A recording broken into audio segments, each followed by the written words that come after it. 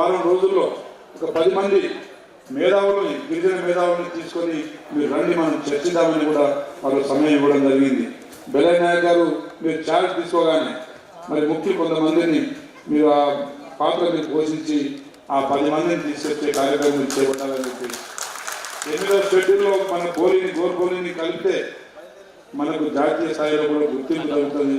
అదేవిధంగా కొన్ని మన గిరిజన జాతులకు కొన్ని రావాల్సిన కేంద్రం నుంచి రావాల్సిన కొన్ని మన హుసేన్ నాయక్ గారు కూడా సరే అనుకోకుండా దాంట్లో దూరినా కానీ మరి తుఫాను వేగంతో ముందుకు పోతా ఉన్నాడు కాబట్టి వారితో కూడా మనం కొన్ని పనులు చేసుకోవచ్చు.